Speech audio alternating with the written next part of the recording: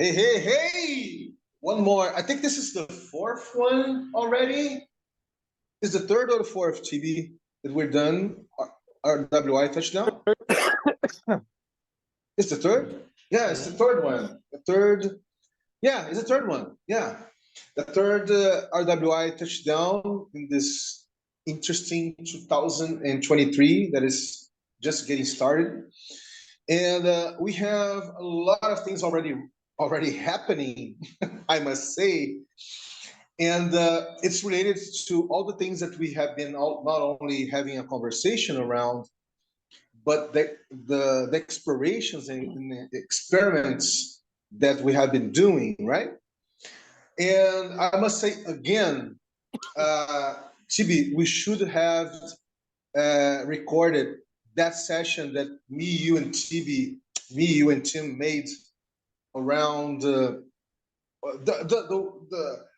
our impressions around this 2 years and a half of this proposal here, right?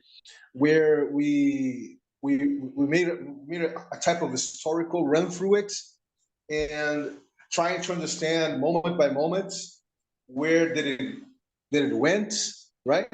And what are actually the coordinates that we are holding um, uh, for now, and what is the horizon that we want to continue to explore, right? It was really a beautiful session. And I think it happened in the first week of January, if I'm not first or second week, right? That we, I think it was the first or second, was the second week of January, yeah. And since then, things, at least for me, guys, are as fast as hell. Like things are converging in such a pace, in such a fast pace, and things are happening, converging and happening and blooming, in such a fast pace that I'm astonished. It's impressive. Yeah, because as you know, a lot of the things that are things I just described that are happening, most of them are RWI related. So it goes to the fact that all the things that people that we invite here, experiences that we start to do together, things, insights that we have here, things that are quite a spin-offs of some ideas that we previously have. So yeah, so a lot of good things are just happening in impressive ways. And I want today to, let's say, share a little bit about what is happening with you guys. But I don't want to be the only guy here that is talking about it. So let's just start with some check-in, right? And it would be nice to be, if you in the sequence could just summarize, not only for Louding, but everyone is going to watch this, for the very good encounter, the very good sync up that we made with Threefold Guys this week, right? That would be interesting just to understand how things are moving and how this movement is becoming critical, right? For the things that we're doing in daily basis. So that's it for me. Chibi? Yeah. So it's funny because our discussion with Threefold advances. Yeah, so we had a nice sync with them. Tim was there too. Tim. So I think was a good mix of people. And I think what I can take from it is that there is a sort of an alignment of vision, like how people see organizations, how people see the economy evolving, and now that. So I see that more and more, which points to a convergence the minds. There's more synchronization, right? And we see the same thing. So we explain. I remember during the conversation, say, going into what we're trying to do with Sensorica, and hearing that this is very much what Threefold is thinking as an organization. It's pretty nice. Then I think that what they're focusing on, the technology, it's it sounds pretty good. They're identifying a need in today's peer-to-peer commons-based peer production ecosystem, and they're trying to address it. Yeah, I'm still trying to figure out how they're trying to address it, by poking around their GitHub and websites. like Tim said at some point during the meeting, that Threefold is walking this fine line between trying to get financial resources to develop this, so walking the capitalist line, trying to employ some service type models, and on the other side, trying to change the world, trying to introduce very new stuff that may be incompatible with the status quo, with the situation, with the current economy. So they're walking that line. Something that Sensorica hasn't been able to do, because I think we're finding ourselves more on the outside of the box side than in the box, right? We're not quite on the edge of the box to be able to extract, let's say, financial resources from the current system and advance our agenda. So I'm trying to see where they are on that line, because this is what these kind of organizations are essentially doing. They're building for the future, and whatever we're building is not really compatible with the world today. So by not being compatible, meaning that you're not building products, you're not building traditional services, you don't accept investors' money because you have nothing to guarantee for them. You cannot grant them control of anything, right? So you're outside of that source of funding too. Your organizational structure is not recognized. You're just a network, so people don't know what you are. So we find ourselves pretty much outside of the box. So I'm trying to understand how they walk that line, and what's interesting to see is that people that walk that line sometimes they could fall back into the box. So yeah, I'm also trying to assess that. On the other side, when you look at Holochain, because we also brought Holochain into discussion, and I appreciate that there was an understanding that we should probably all collaborate. Holochain, Threefold, and Sensorica, and other potentially other stakeholders. So I was glad that Sasha didn't see Holochain as a competitor necessarily, but it's as another organization out there doing stuff differently. But when I look at Holochain, they're walking a bit like Sensorica, not really on that edge of the box, right? They don't care about the price of hot on the market. They don't care about the speculation. They're not sensitive at all. They're just head down, programming, building their infrastructure without being distracted by the ups and downs of the crypto market, right? So yes. So in that sense, I think they even their messaging on the website and all that, it doesn't feel commercial. It doesn't feel, it's removed from the capitalist paradigm. So maybe it feels that there is more alignment, right? Let's say between us and I guess, Vinny, that's also how you understand the world, right? Because you're also not walking on that edge. You're also removed from the box, right? Yeah. But But let's see. Let's see. I do have a feeling that the discussion is progressing. That we're understanding what we're doing, and there seems to be that there is a lot of alignment. Okay, in our vision about the future, we're not walking the same line, but you know, it seems that we're going somewhere where we could work together. You know. Yeah, and Tim is here. Hey, Tim. Maybe Lauren. Maybe Lauren. Oh, Tim is here. Maybe Lauren. Yay. Maybe you don't remember what the threefold is. Do you remember what threefold is? To put you in the context, Lauren. Yeah, Yeah, yeah, I threefold. know threefold. You don't remember? I know threefold, yeah. Oh, you know Yeah, threefold. she knows. Yeah, she knows. She knows. Just Tim. a little bit of historical context. Christoph, Waynand, and those guys that are, let's say, the co-founders of the startup tech called Threefold, they were the regional OGs when it comes out to cloud technology, TB. So they made up new startups. They sold startups in the past, in the 90s, in the first decade of the 2000s.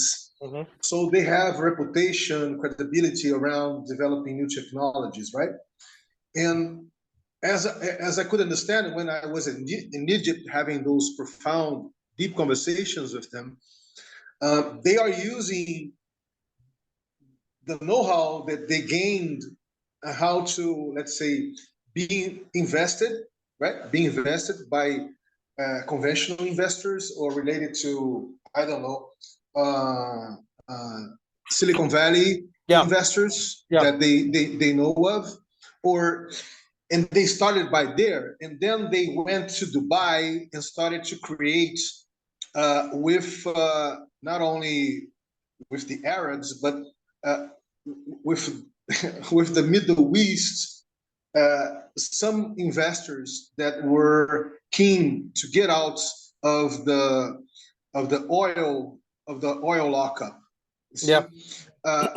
In the sense that they are not Dubai, right? They are not Dubai, and they want to be part of this, let's say, technological singularity renaissance that is happening. So they were able to, to have some early a round of new investors, and that gave the exact money that they needed to develop the technology. This was way back, right? And they recently, like in 2022, they were able to buy out these early investors. So now they are by their own, essentially. But now they have the possibility to put decentralized cloud as a service to Web2 players and to emergent Web3 blockchains.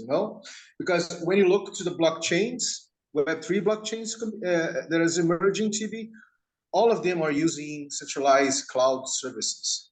So now they're able to offer decentralized cloud service for Web3 blockchains, right? And they are doing for conventional Web2 companies. So that's the know-how that they mustered, and that's the way that they are being able to walk the talk, right? Walk the talk. So that's pretty much I'm just sharing what I learned when I was there with them. Just to add a little bit of context. Yes. And I mean, I read on their website, we are the guys that did this kind of technology and that kind of technology, and we went for it because we thought it's going to change the world. And then, whoops, everything went in the wrong direction and was monopolized. So now we're kind of going back and try to build stuff that is closer to the ideals of the internet, right? That's what I'm talking about here. Walking that line on the edge of the box is that very, very easily you can be sucked back into the box, and I see that on the website as an acknowledgement, as an acknowledgement of that possibility. It's happened in the past, and they're saying it. it's very it's a very fine line to walk, and like going back to Lauren's uh, um, gems in our past conversations, you know, what one of the things that stuck with me is no bullshit organizations, right? so I think there's a bit of awareness that we need to have, because there's a lot of good intentioned people, nice people, good people, and to see how we could build something sustainable, which means that has all the characteristics not to be derailed. Meaning, is it totally open source? Is it under the control of a community? Is it something that we can rely on for the future, or something that will be, I don't know, captured, privatized, or, you know, all that. So all good vibes. I just don't want to be here jumping up and down, and that's also you know, I was writing something on Discord here because there was Lucas that pointed to an open source, an app that allows people to control diabetes, you know. And I have the same kind of attitude, you know, saying that, well, it looks good. It looks good. These people are may be very, very nice, but the way they're positioned, you know, allows other things. I'm not saying that they're going there, but it does allow. So let's recognize that, and also, you know, poking here and there, you can see some red flags, some investors, some VC capital, some of that, you know. So you wonder, like, what are the what are the hooks attached to this funding, and is that disclosed publicly or not? And if not, why? So yeah, so just I like to embark on that mission, let's say, to build no bullshit organizations where there is a lot of respect and you know, for each other, but also you know, so we're allowed to apply caution. Yeah, and before we hear out Tim, to hear your perspective, my friend, about our last sync up with Sasha from Threefold, just let me just share a little bit more. And you see, as you guys know, I've been following, let's say, Threefold for years now. I would say almost 5 years. And I didn't see in those early stages room to really connect with them and propose something meaningful, right? Because they were still in the technological building blocks to make it happen, right? So there was really enough room for that. And I thought that 2022 would be that year where the cultural blueprints related to the commonship perspective would be the year, but they were just updating to V3 version, and they were testing out their business models, right? Cloud as decentralized cloud as a service and things like that. And I kept the conversation. I kept what I called a little fire. I kept the conversation, a little fire, with them warmed enough. And they asked me to propose a type of container, a type of interstitial space where they can, it's like a buffer where they can understand, they can better understand what I've been calling this cultural, you know, this new wealth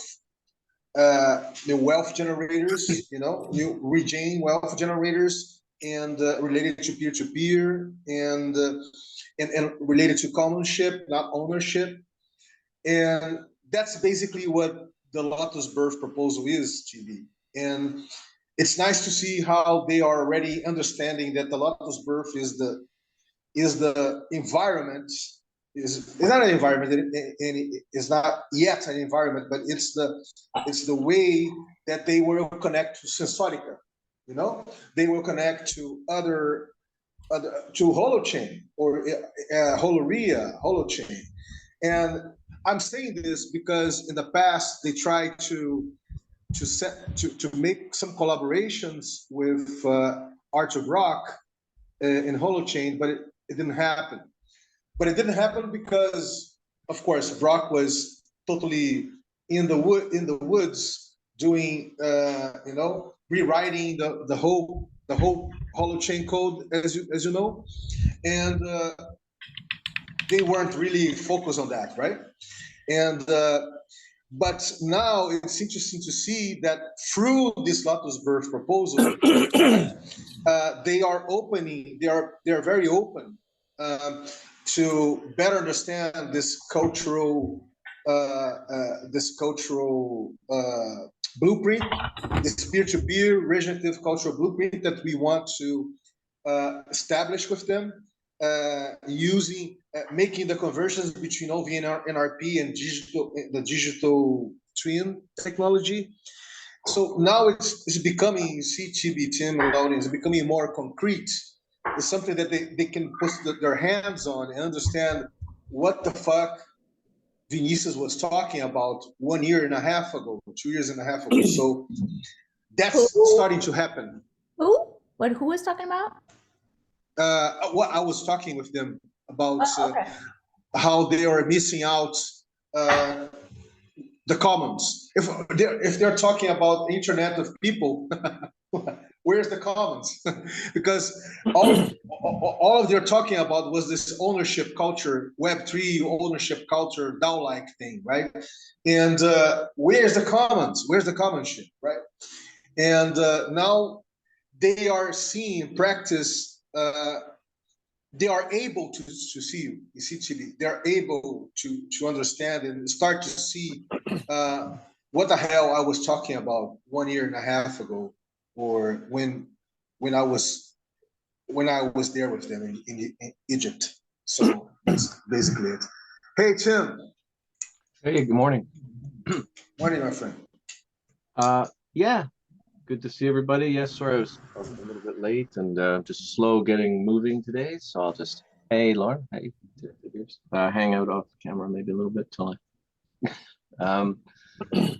Yeah, I'll just say I think this conversation that's being opened up around here is a challenge area that would be nice to have ways to grapple with that were more, you know, a little bit more capable of dealing with the complexity of it and more explicit and understood, so that, because you know, it's I hear Tiberius made a comment in the middle of describing what we're talking about, saying, you know, I don't want to be the one, you know, banging the drum or whatever, something like that, right? And in the absence of there being like a kind of a way that we can all think about this, that's you know, this on the what you say, on the edge or in the box, out of the box. I mean, that and your idea of the Lotus Birth, I think I kind of see connections with the whole cocoon type transformation that Tiberius used as a really expressive metaphor, right? You know, with the little caterpillar and the butterfly thing. But you know, and there's not just one Tiberius inside that fluid in the caterpillar, you know, chrysalis. There's not just one Tiberius in there saying, okay, change, stop that. Yeah, there's a whole complex mechanisms in there, right? And that's what we don't have a language for, right? Because that butterfly part that's inside that chrysalis is not attacking the caterpillar part. They're moving back and forth, and somehow there's a process that's happening, right? We can hardly see what that could look like, and it's hard to therefore even talk about it. But I'm just pointing to that as saying it would be really great to develop in that direction some kind of richness of understanding, and I think it's timely.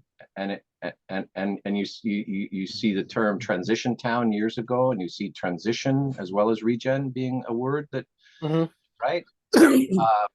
so it's just these very first, like, there's a word for it, or when I say that word, you know what I mean, and then, so, yeah, like for instance, Tiberius, with that thing with the open source, so to speak, the diabetes instrument, right, that won the FDA approval, and the conversation, we kind of had a little exchange on that, and it's like, okay, there has to be a way to sort of kind of, and I think maybe that's what you see in the Penta, what is it again? Penta. Yeah, maybe that's what you see there, is like that kind of clarity where, okay, we can get a bit of a mapping and a measure of where's the pointy bits where maybe the VC or the over centralized influence has created a problem, right? Versus, you know what I mean? We need more intricate language and ways to communicate about this sort of thing, because everyone's in the box right now, right? I mean, really, I mean, and it's a very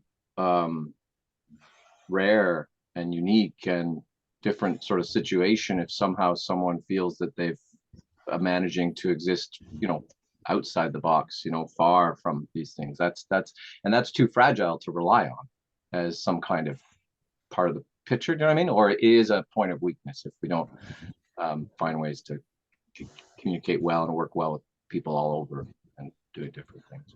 Mm-hmm. So what is that language that you I don't understand, but yeah, like kind of what I'm pointing to is kind of like when you think of pattern languages or things, like some way to grapple with a complex transformation or something or an idea with a solution attached, not just a description, but with a, like, okay, when we see this, that means kind of maybe like this, so maybe this is the way that gets responded to, or here's a principle about when we begin or when we set up a collaboration of some kind, that there's certain key things that need to be communicated or agreed on or understood or reviewed, little things. It could just be little norms that emerge to help bridge these kind of incoherences that exist in that mid stage or in process in that chrysalis, when there's half butterfly, half, whatever. So yeah, because it's getting in the way, I think, of people who are all working on almost the same thing, finding that they don't have really a viable, sustainable, making a life from doing that thing, and yet there's a group with almost the same intention and same aspirations and such right next door, building the same thing, and they also don't have critical mass of any kind of sustainable thing, and it might sort of just kind of peter out, right? And yet they're very compatible, but they don't work together. So that would be one. That would be sort of from people who believe they're sort of, heading towards butterfly land and kind of living on the edge or outside the box, not even working together, even though they're building the same thing. And why is that? Well, that's because they need to think, and everyone needs to think about, because everyone's living in the box anyway, to use, if I understand that. Yeah, Jim, I think that I can't counter that in absolute terms, but in relative terms, I can, in the sense that I couldn't say that the word is struggling, but I've been open to redefine to my bones, to my core, the way I live in this planet, right? So once I was able to tackle this and live in a very peer-to-peer, decentralized, distributed manner, empathically accessing all sorts of conditions and whatever I needed for my daily life, I started thinking if we could be able to co-create with others global frameworks related to the commons to do the same, right? In a very micro peer-to-peer way. And since then, that's what I've been doing. And TauDAO is the shining examples of this. There are others. Now, most recently, Riri, as you know, is taking off here in Brazil. So there, and differently from the past, from the last 10 years, that was since COVID, things just start to catalyze. Things started to just to bloom, and others start to die, and it's impressive how things are in a most fast pace now, right? But I was trying to convey is that I really agree with all the things that you said. Yeah, we're as the plane is flying, we're not only refueling the plane, but we're seeing how the plane flies, right? We're removing, we're doing everything with the plane, right? It's not only about refueling it, and in that sense, I think that uh, if you add what Threefold has been developing in the last 15 years, like Holochain, you know, uh, these guys are starting to make it more tangible. What I have been trying to co-create in a more social, cultural dimension, right? In a peer-to-peer, analogical peer-to-peer way. So it's more tangible now. It's more tangible to do this transition. So now you have folks on Taudao that 30% of their cost was reduced. I didn't do any statistics about this, but as you know, I'm very interactive being, and I have been talking. I talk with everybody every day a lot. Uh, I usually do this most often than most people does, and I can feel that some of the Tadao explorers, they really are relying their lives on this transitional framework that Tadao offers for them to diminish the dependence of the old system, of the box of the old system, right? And some percentage of their lives is becoming more interdependable, is becoming more so they are driven their life. So this is something that I couldn't even thought that it could happen in when I was in 2014 starting the E2 Glass thing, the Global Experimental Station for Open Sciences and P2P Social Technology. I couldn't even fathom that something like that could happen in this third decade of the 20th century. Like, so it's happening. So I'm just giving you my feedback in this sense. Yeah, and that's and that's yeah. I don't want to I want to make it so that the unique commitment and long-term attention to these things and the nuance of thinking and the actual putting into practice and all the things that you kind of pointed to and sort of laid out there can be easier or more understandable. I mean, and that's what we're doing, right? I mean, by communicating these things, you're communicating out what you've been doing, and Tiberius, same thing. So all constantly you're sending out messages that are helping to inform people. I'm just saying what I was talking about earlier was not making it relying on just the sort of monumental effort or strength or commitment or patience or expressiveness and of Vinicius and Tiberius, right? I mean these are somehow, if we can have, I'm not pointing to pattern languages, but that what I referred earlier to, like language for or ways of talking about or conceptual understandings that help. So like that idea of a pattern language, it takes expertise from certain, like, started with the Christopher Alexander thing. So someone who really studied architecture and these kinds of things in a real kind of different way, a way about how it feels to live in a space and things like this, right? He studied it for a very, very long time. And then he came up with the idea of this pattern language because he wanted to communicate certain key things to people who hadn't sat for 20 years and studied and felt different architectural spaces and thought of it in new ways. Well, you guys have been experiencing different interactive, collaborative spaces and thinking about them in new ways. It's a big ask to expect that somehow that can just be conveyed to various different people working in various different settings and trying to work together and collaborate in just a half-hour conversation, right? So what I'm getting at is what I was getting at earlier was, what are the affordances in that can augment an individual's capacity, or help us together to be able to identify. So when Tiberius says, that open source is not quite open source because of, right? Yeah, that's what I mean, right? In there, like, okay, let's understand and do a better job maybe of communicating to people these nuances, because how many times have there's been many times when it's I can see there's a reliance on my own part even to sort of I wouldn't have noticed something or seen it in quite the same way unless it got pointed out, and I'm like, oh, okay, right, yeah, that was helpful, thanks, I didn't see that aspect of it, right?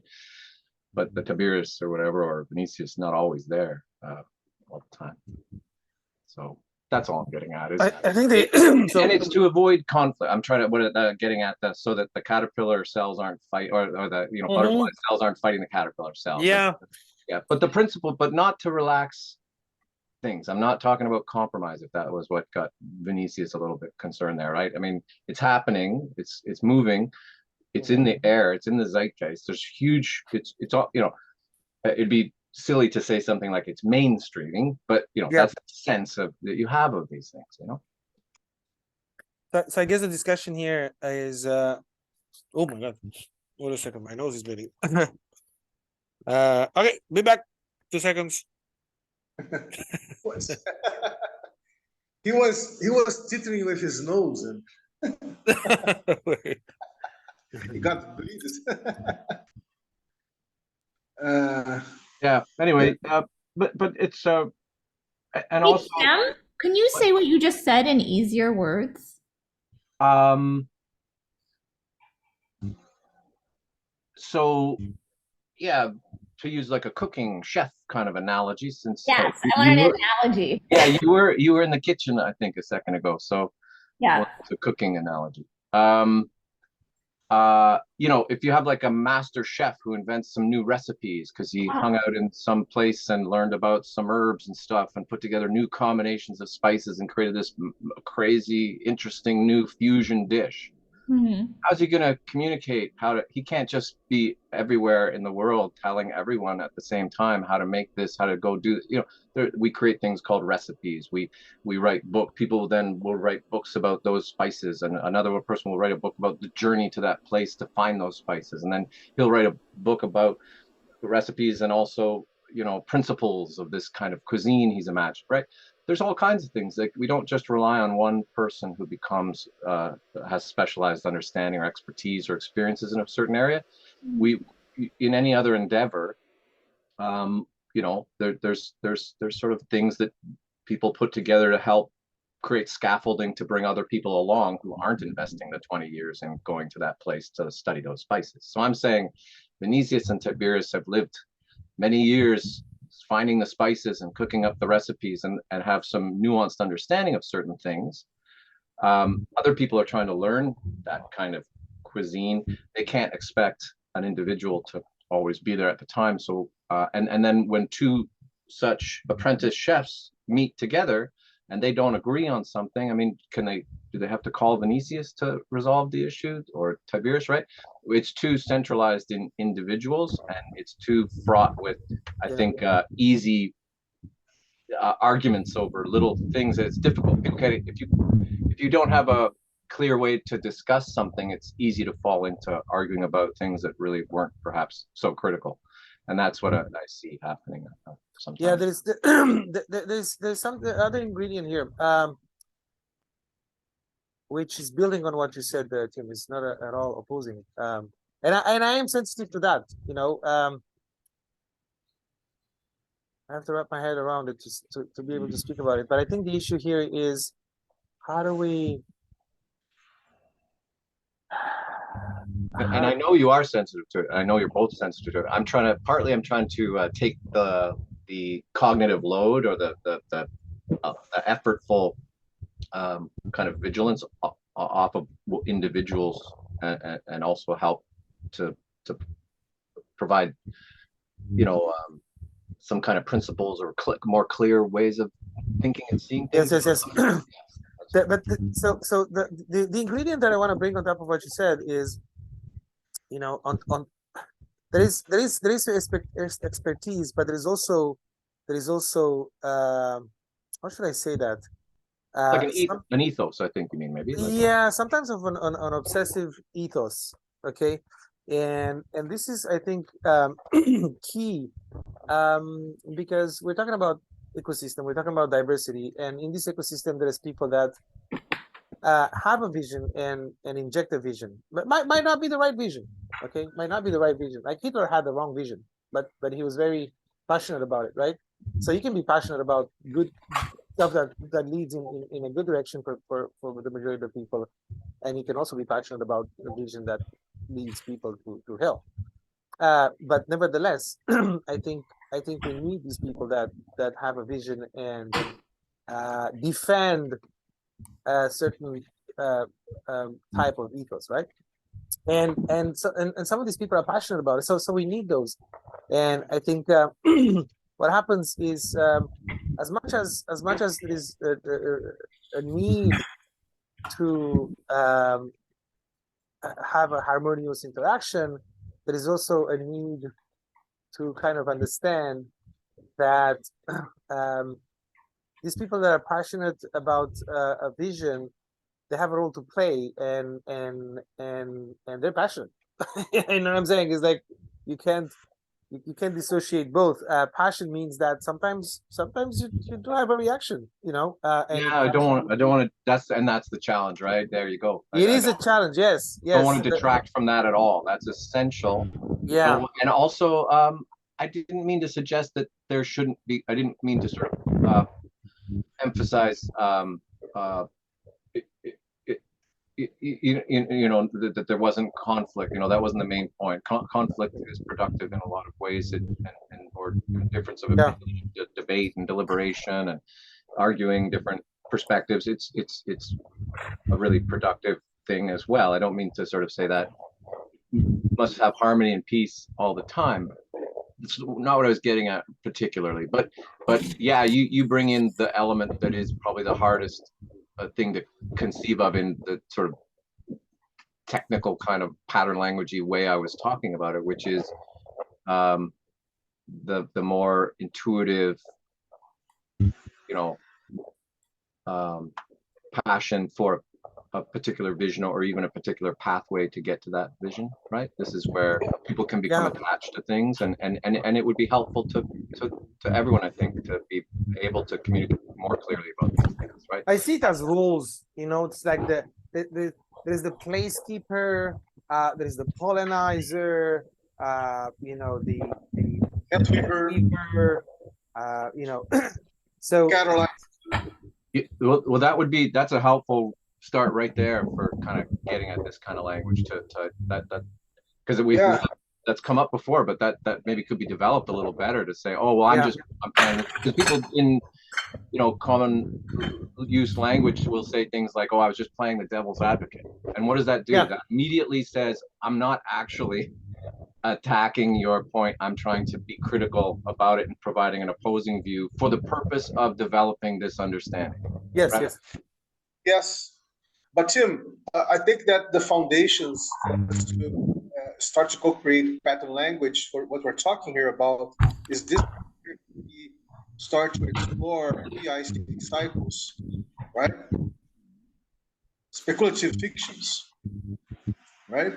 And not only there, we're not only starting to explore speculative fictions via ICD cycles, but I would say that even our attempts to make a connection with the dev, the Web3verse via Mirror XYZ with the G4G series is speculative. We can treat it as a speculative fiction, and we can derive from this speculative fiction that we're co-creating there some pattern language, you know, to create some concepts. I don't know. Yeah, no, that's brilliant. I think for sure that's exactly the kind of, that's even richer than a pattern language. But yeah, like you say, it might disclose some other new kinds of ideas about this kind of way of communicating. But that's a huge I think you know a really powerful way to express and communicate things is through those fictions, like you say, for sure. And especially when what's happening now, it's just the start of it, but there seems to be this opening up to, you know, that the interactive, interactive fiction, or the idea of participatory storytelling. You know, people coming in to add to the story, or hey, I want to make a drawing, or oh, I'm going to take this story, or I'm going to kind of get involved in the story by this. So this interactive aspect that's emerging in ICV cycles, as well as in the sync Tao Dao sync with the Greens for Good mirror stuff. That kind of participation in the story making, the storytelling, and that it is a really powerful way, because when someone kind of gets into play in that imaginative space and get into your story that you're creating and create it with you, what a rich channel to have all the conversations for those nuances to kind of come out and be discussed and played with in different ways, you know. So Yeah, and one of the dynamics that are related to speculative fiction, TB, is co-writing. And if you can remember, we started to do some stigmergic co-writing in the Metagov space, right? Last year, I wasn't able to follow up with them, because You mean with like Rob? yeah, we got they Scent started to do some stigmergic explorations on the Metagov ecosystem, right? And but to stimulate a type of co-writing dynamics through all Metagov's Slack, let's say. But I wasn't able to join in. I wasn't able. I think that even TB wasn't. I don't know about you, Tim, but we really weren't able to jump in and make that happen. But I know that two guys there made it, basically. But I think that this year I will try to make room for that, because that's very interesting to explore. Yeah, I would ask you. Yeah, sorry, go ahead, Tim. Oh, because I want to shift to Lauren. I have a question for her, but you want to finish your talk? I was just going to say, yeah, I jumped into the Metagov channel for that stigmergic experiment. I'm not so familiar with Slack environment, so I had to learn a bunch of stuff about Slack. And then also I started to think, well, I'm kind of like strafing through all the rooms, dropping stuff randomly and confusing people maybe. So I wasn't sure what the experiment was about, to be honest. But it was cool. It was neat. It was fun to. I did click a couple of ants here and there. Yeah. Me too. So Lauren, here's I wanna ask you, pick your brain here, because what I'm sensing from this discussion, which just emerged, is that our problem is how do we act in this inter-organizational space. That's what I'm seeing. So you've spent a lot of time looking into organizations. What is the culture? How do they interact? You know, how do they keep their vision? How do they keep their shit together and not you know? So I think what's emerging now more and more is. Hey, hang on just a second. Vinny, I think we can hear your lightsaber in the background. My lightsaber. Is it better now? Yeah. Yeah. So so I guess the where we started here is, here's Sensorica talking to Holochain, talking to Threefold, and trying to kind of find some middle ground to collaborate. And there are reactions. Okay. So if you build on the understanding that we created now, you know, I'm reacting from the role of the placekeeper. So I may be applying some tribalism here to say, listen, we are morally constituted this way, or ethically constituted this way as a tribe. And I'm sensitive to the ethical constitution of the other tribe. So I'm kind of, you know, I apply skepticism. I say, whoa, hold your horses. Let me poke around a little more. Tim is saying, well, that reaction is fine, but make sure you act in a way that you don't frustrate the situation and not hinder my role as somebody who tries to define that middle ground in terms of goals and work and technology that you guys are trying to develop, you know. And maybe somebody will say, maybe Vinny would say, well, I'm trying hard to put you guys together to communicate on Zoom and trying to make you speak and build a relationship, you know. So I think here is, you know, it's a level of complexity higher than, you know, inside the cocoon of an organization. Is like, you know, some people say the clash of civilizations, for example, as globalism progresses and state become more and more interdependent, we will have like a clash of civilizations, culture clashing, and you know, so it's I think it's the same kind of pattern where networks try to find ways to interact, to interface, because this is where we are in the development of this peer-to-peer. All these islands, all these networks that they're now trying to bridge, right? So how do you apply your I mean, all your work looking in an organization, how would you apply to the space in between, and how would you mediate? You know, Tim is talking about creating a language. Like, what kind of language can we have?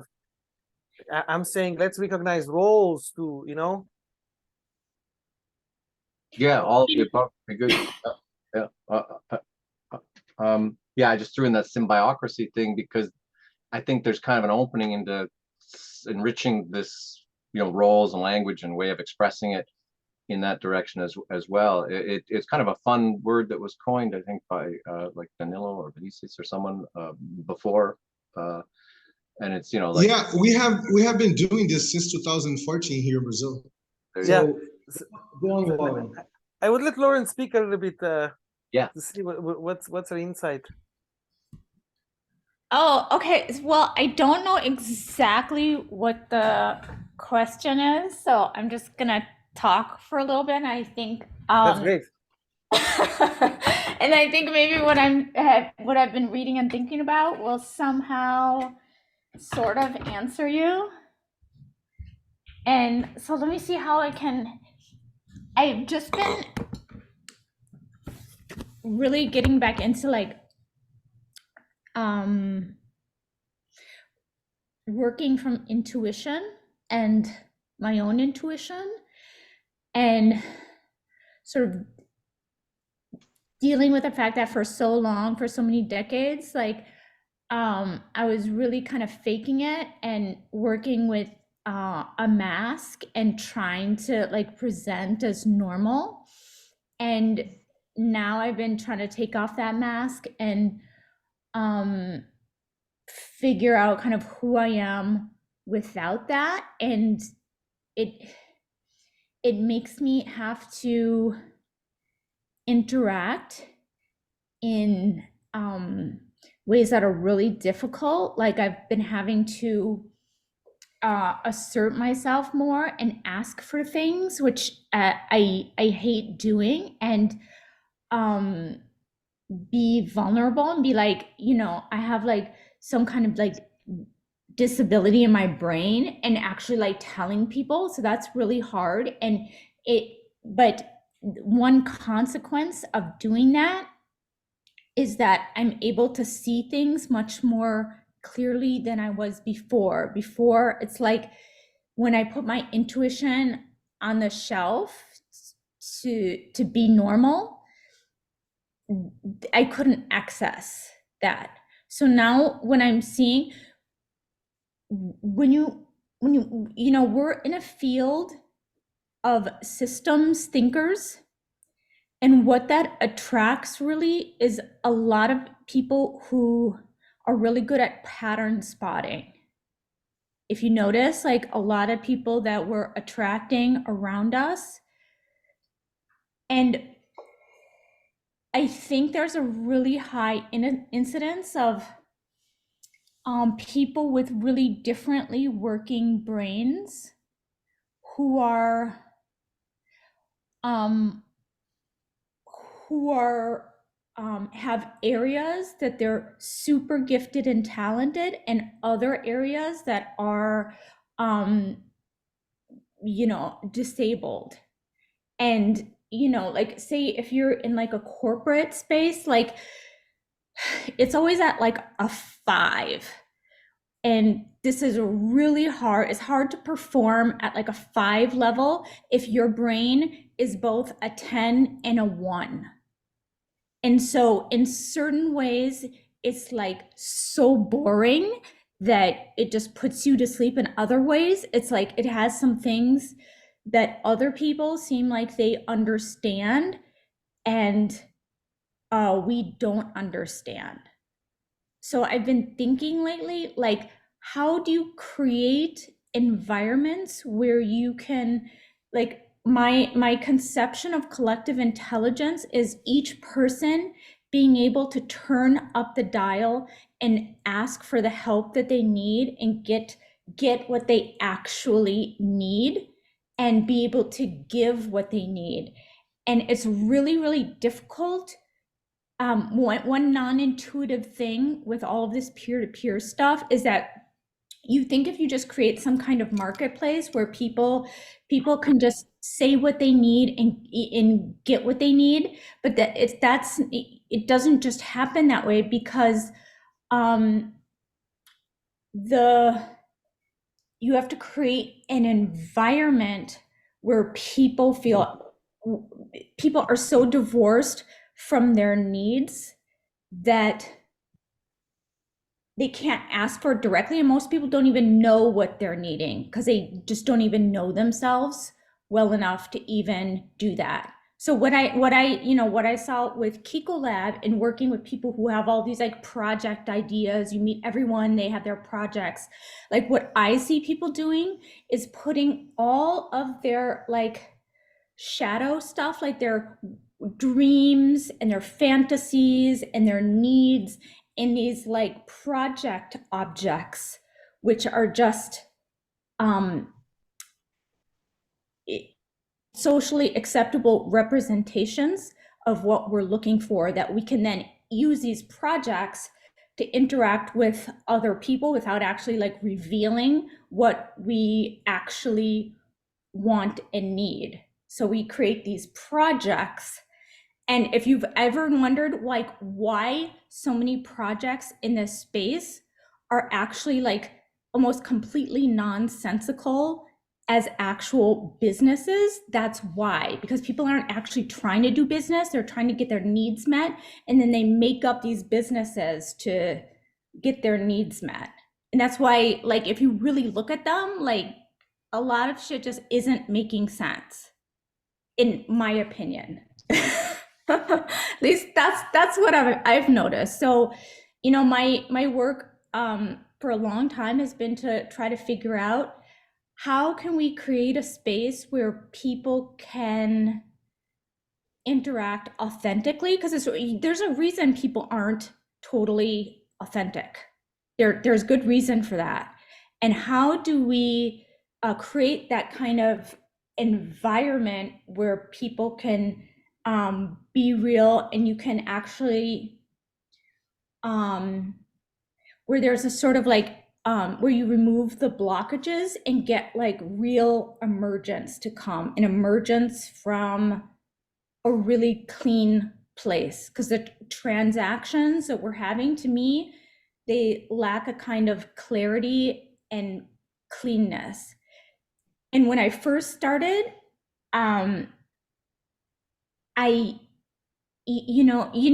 Vinicius, how you feel about activists? That is sort of my conception of all the like save the world stuff. Like there's a lot of shadow stuff and like save the world. And the more you get into save the world and like, oh my God, we have to save the world, we have to do something super important at scale. Like it's just, to me, I think it's like a super,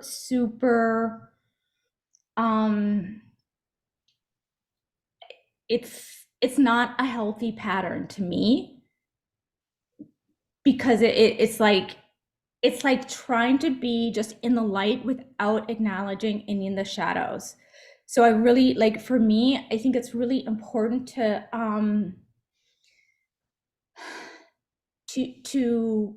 work in the shadows, and then from that, I think you can produce light from there that's going to be very extraordinary and clean. So it's almost like, you know, when you work in the light, you cast a shadow. I don't know what the metaphor would be for working in a shadow and somehow producing light out of that, but that's what I'm into now. And sort of the work that you're doing with Tao Dao and the Wednesday things, which I would really like to get back to. I've been thinking a lot about that and how to communicate, like the transcensing and using all of this kind of like AI stuff and Midjourney and all of that to kind of promote that's what I see, like, in terms of interoperability between these different organizations, like how the general approach is like, oh,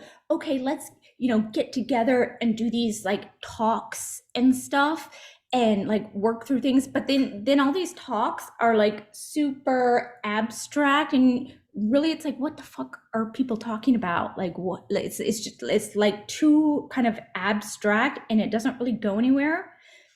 And I honestly think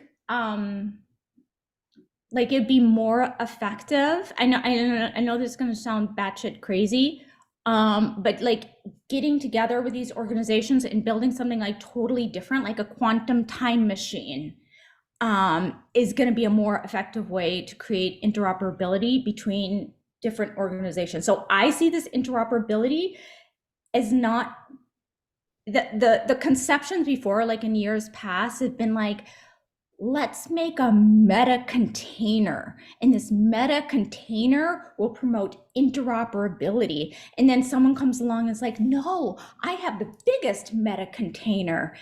And then someone's like, no, I have an even bigger meta container, and it's super meta, and it's going to contain everything. Like, okay, this is not working. And so, like, if you conceptualize interoperability as like dialing up, like if we think about like a body or brain and trying to augment the amount of synapses and connections between people doing different things and getting us in situations that so like when we're talking now, generally we get to know each other, but we're not, when you really get to know each other is when, like, if we traveled together, right? Because then we're interacting with the world, and then like when a car breaks down, that's when you see who the fuck can fix a car, like, and then it gives opportunities for people to really shine. And then other people seem really whiny because they just get hungry and the car breakdown. So you know that,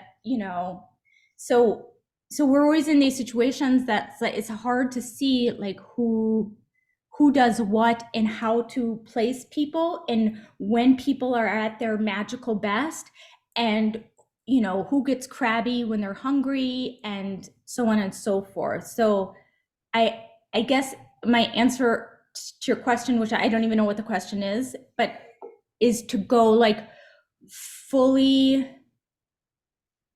into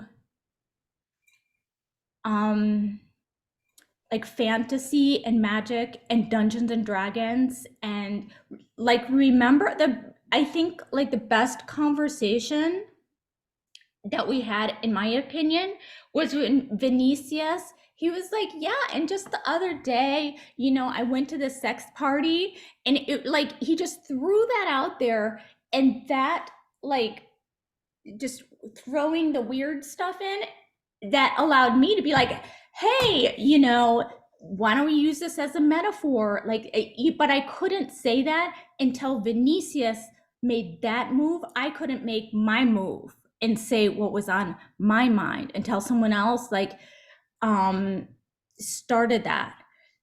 So that to me, that is, it's almost like that was a norm that we could create to, like, someone did the bold thing and then all of a sudden that opens the conversations, like, oh, we can do that here, that's permitted. I didn't know that was permitted to just talk about weird shit. So I'm always thinking that, like, you know, usually when magic is produced within the group, no, I wouldn't say usually, a lot of times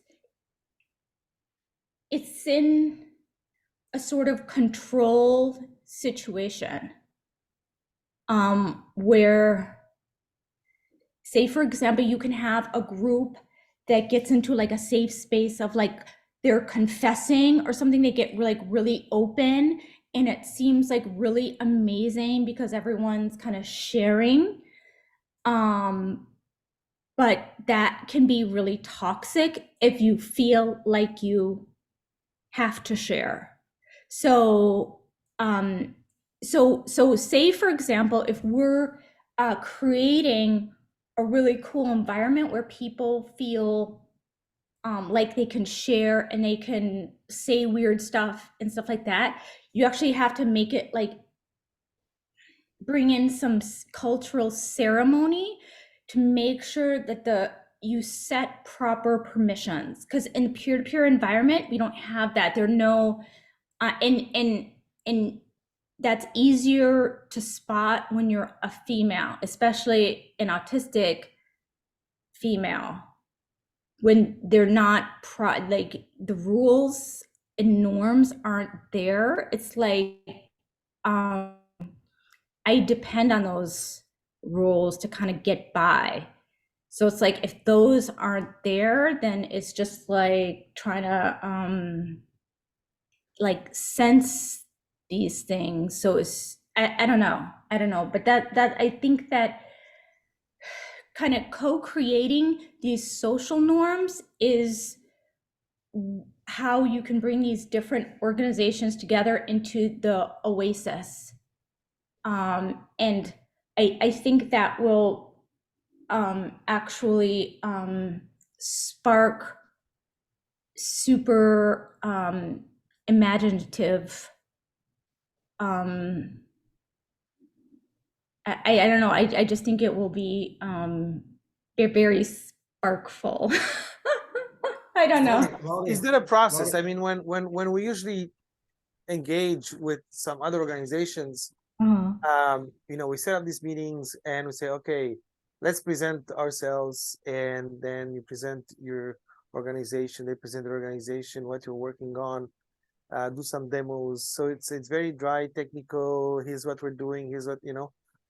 Should there? I mean, we just do that, but we never asked ourselves the question: what is the process of building interfaces? So you're saying maybe part of the process is to say let's open up a space and design our social norms first. So let's first have an environment. Let's first build an environment and then throw shit in it, because we're not doing that. There is no process. It's like, here's what we do. What are you doing? Okay, so let's how do we find interest in each other?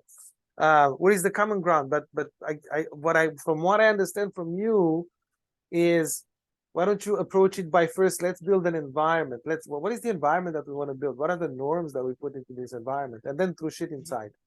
And another thing that I really appreciate from you is stop building interfaces and containers and just connect people to people in these networks.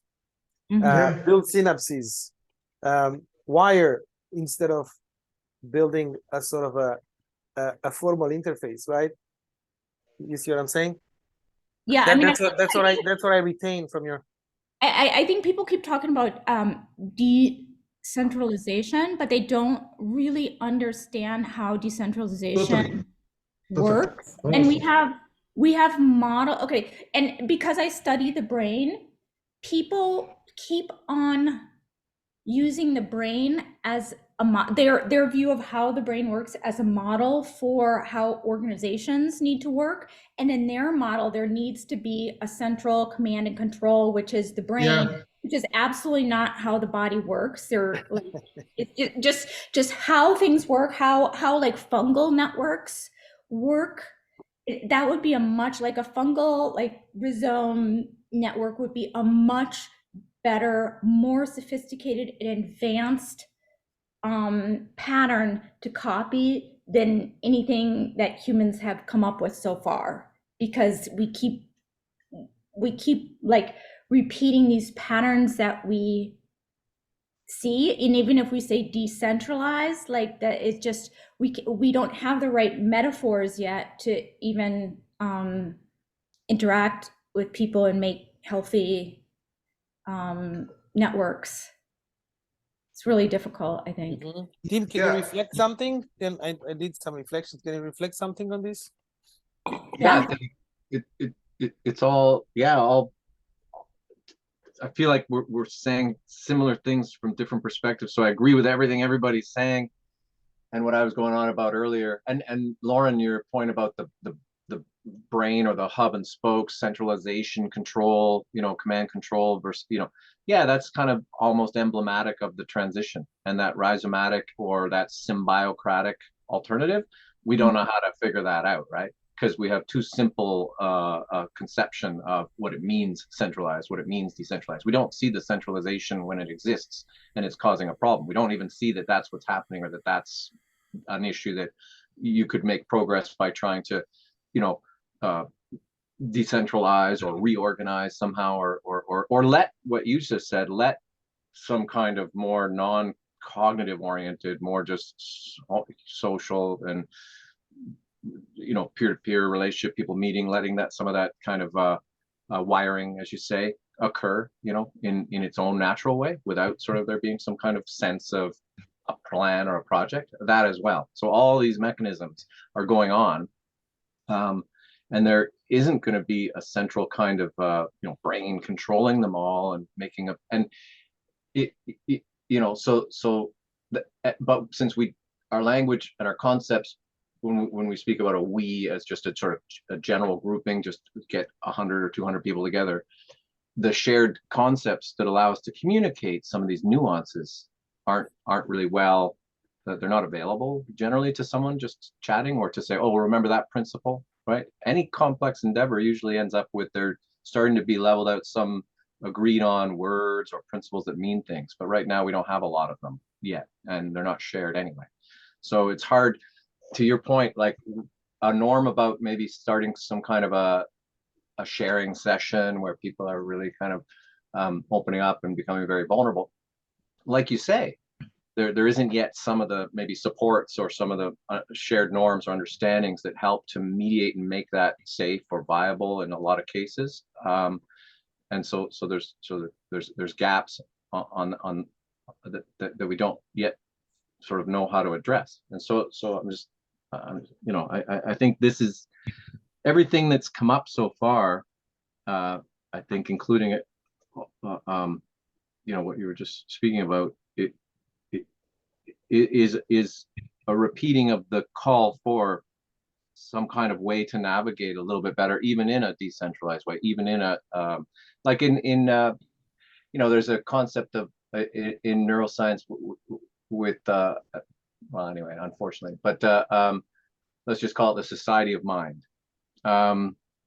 The idea that there's many little brains inside your brain, and there's many little sort of like agents, and there's an inhibitory one and an excitatory one. So one wakes up and says, oh, this, but then there's another one, you don't even know it, that kind of tamps that one down a bit and says, oh, attenuate that a little bit, and so there's this constant interaction and drama unfolding in the mind as it balances out its behaviors and processes, right?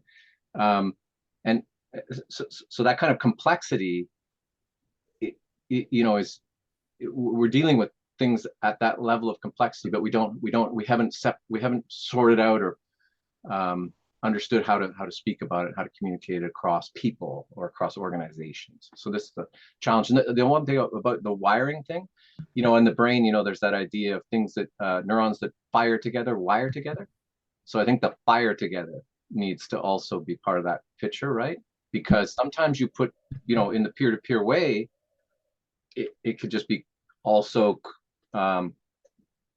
in the absence of the kind of scaffolding that people need, people who have brains and speak languages and talk to each other and have limited, kind of channels of bandwidth to express complex ideas together and are they're in motion, right?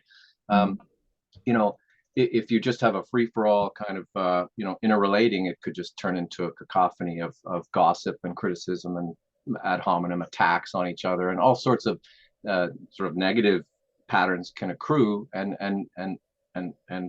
drown out sort of those maybe more productive, constructive, or collaborative. Interesting, yeah. Yeah, I would like to share a sensation that I'm having now, just hearing Louding and you, Tim, and TV, and saying that you guys expressed exactly what has been bubbling me inside out for almost 15 years of my life. So what I'm saying is that all things related to EtioGLADS, the Global Experimental Station for Open Sciences and P2P technologies, all the overshoots, all the the spin-offs like TauDAO, like Utopia, a lot of things, and recently Riri, and of course, based on our conversations here, the RWI conversations, they are based on this very emergent, complex, very emergent, interactive, emergent dynamics that generates different types of, culturally speaking, different types of ethos, moment by moment, And when it's extremely organic, like TauDAO is, you feel it like an organism. You feel like you're a body. So what I'm saying is that there are some sinks in TauDAO that the silence is the most audible thing. You can hear the silence of people, right? And because they're being true to their moments, they're not bullshitting themselves. So what I'm saying that TauDAO already lives theirs as organic, impermanent, and very reconfigurable framework, right? Where work itself is not thought as a work, as the work that we thought in society, because the focus is on the creation dynamics, the creation of things together, the co-creation of things together. So, and for me, this fulfills me in a way that you guys can't imagine, because when I was exploring this in the 2000s, it seems something in a faraway galaxy, a very far away galaxy, something not tangible. And when I met Michel Bauwens in 2012, and I talk about this merging of not trying to patronize the peer-to-peer relationship in a platform or a web platform, or get out of platforms, let's say, and try to ingrain it with a very interactive, emergent property of it, because this is very complex. So I coined this term complexity doing, right? Like complexity doing with these lenses of the neural network sciences, right? But not with systems thinking, but with complexity doing. So when I'm hearing you guys now talk, saying, wow, actually, you see, someone like you, Louding, that I have huge respect in so much senses, and of course love in my heart. And as I have with TB and Tim and others, not only being able to understand it at its core, but actually putting it as a current challenge to decipher it, to better understand it, and to generate this pattern language thing or whatever. So this is something, for me, folks, this is something almost fictitious. Like it's almost incredible. It's fantastical for me. You see, I couldn't even dream of being talking this with other folks, even other folks with other culture, with other languages. So It's incredible that we're talking about that actually now. So I just want to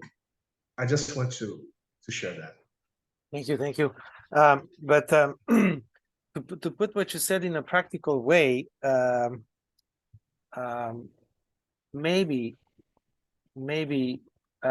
we can bring complexity doing into the game. And you know, Vinny, when you organize these meetings, because you're good at that, connecting organizations, what I get as an insight from our conversation is that so it's a remix. It's a remix of Lauren and Vinny here, right? It's a remix.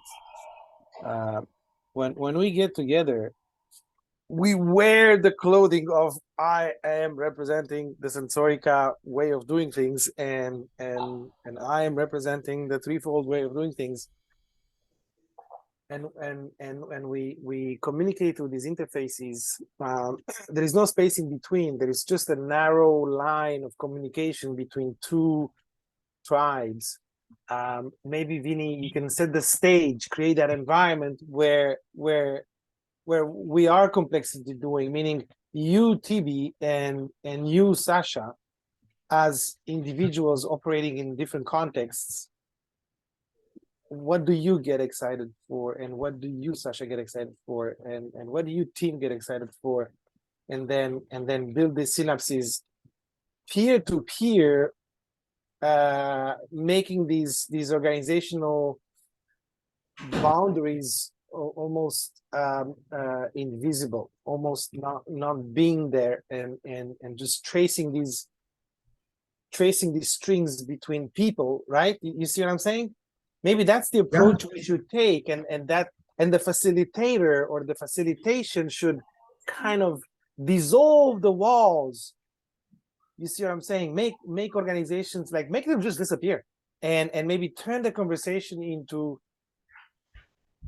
as a process. You see, as a process, as an approach, turn the conversation into, you know, a few individuals talking to each other, and they're totally naked. They're not wearing the uniform. You see what I'm saying? We're not wearing the uniform, the brand. You see what I'm saying? And maybe so that's how I would sum it up. It's like the Lauren part here is like, guys, just create a space that is conducive to some, you know, to, I don't know, to peer-to-peer interaction, and you, Vinny, is your part here that I'm trying to pull in is it's like, don't interact as organizations, just interact as being, and build like meaningful relationships. And when I say meaningful, is like individually meaningful for you as a person, and for you as a person, rather than, you know. And as synapses connect and fire together, and as the density increases because there's some other people pulled into this interaction, then de facto the organizations are connected, right, Tim? De facto, and it can become a cacophony, Tim. Yes, because you can have two individuals trying to suppress what other individuals are doing. So you will have this competition of processes, right, at some point. But that's okay, right? That's fine, as long as maybe the environment that Lauren is speaking about make it so that it's not killing the whole thing. It's not sucking the air out of the atmosphere, and it's just that sort of healthy competition, right? That's Yeah, absolutely.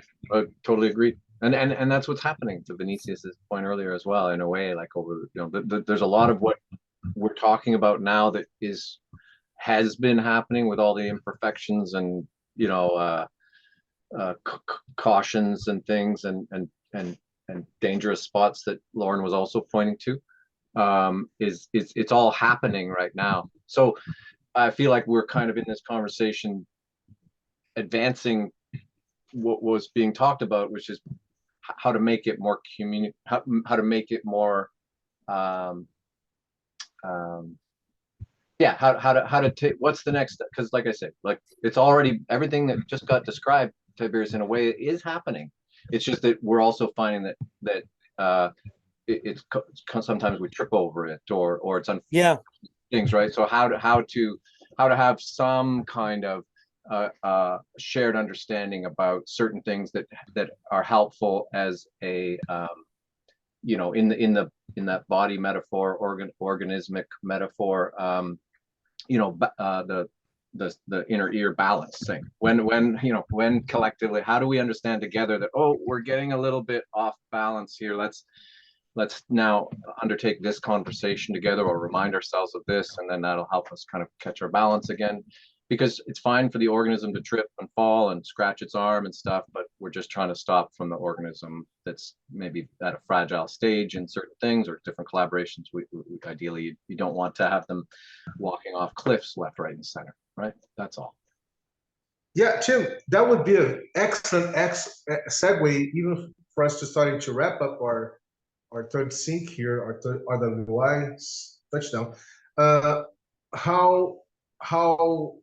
In your understanding, your perspective, how happened the first sync between Taudao and Sensorica around the Greens for Good project of this new year? That was a lot of fun. Yeah, it was fun. It was good. I think I enjoyed it. And again, it just kind of emerges, so it has all that sort of free flowing person to person kind of interaction, and also organizing around a creative process that's really open. Like I think someone mentioned a moment ago about that organizing around the creative work together can be helpful. This is what was happening in there too, I think, to some extent. Yeah, and Jeff, we met Jeff for the first time, I think, 2 years. And he showed up to that and seemed to kind of see what was happening and appreciate some of it. And we read Vanias had written a really great first episode story. So we read the English version of that, and I can hardly connect all the neurons in my own brain that were going on there and how they relate to ICB cycles, symbiocracy, the problems that we're talking about right now, or the concerns that are being raised in this conversation. I mean, there's so much potential in that interaction, I think, that's happening in the Taudao Sensorica sync that can point to ways to address the things that are coming up in this conversation, right? Like, so maybe imagine, for an example of what I'm pointing to there, what I mean is, as an example, not a suggestion, but Lauren, when you were maybe speaking to certain interactions where people are confessing, you said, or this kind of thing, and how it can all seem fine in the moment, and there's sort of little micro norms within the moment, but it doesn't scale, or there's problems that happen, or dangers for some people in those situations, right? Maybe a pattern or a strategy would be to incorporate some kind of co-creative activity in such a session, right? I'm not suggesting it. I'm just saying that thing that I'm talking about that was happening that happens in the Taudao sync around a very open creative process where people are freely exploring together the creation of a story or a piece of art or something. Maybe that as a quote unquote device can be a valuable element to say, hey, it's good if we include this in such a session, because it becomes, it adds these elements which are important, or it gives people these new avenues to express things within the moment, because maybe in that silence, maybe I'm not okay with silence, Vinicius, and maybe which you could perhaps infer from the moment right now. No. Maybe someone's not okay with the silence or whatever, and it's easier for them to simply redirect to the creative process, or redirect to a different part of the creative process. That whole co-creation creative activity creates such a large landscape of maybe more space for us to navigate together some of the complex things that if it's kind of like hot boxing or hot housing emotional stuff, or it gets too intense for some people, I think you were alluding to, Lauren, or can create problems. Maybe that is kind of turning up the dial a little too high in one dimension, and some other dimensions being introduced could help. So that's what I'm saying. There's a quote unquote pattern that could be a new method or understanding or a norm that could be developed that could address some of these issues. So that's sort of just a little microcosm of I think what I was trying to get at earlier, right? How can we help ourselves to help ourselves? Yeah. And it's not like, I guess for norms, it's not like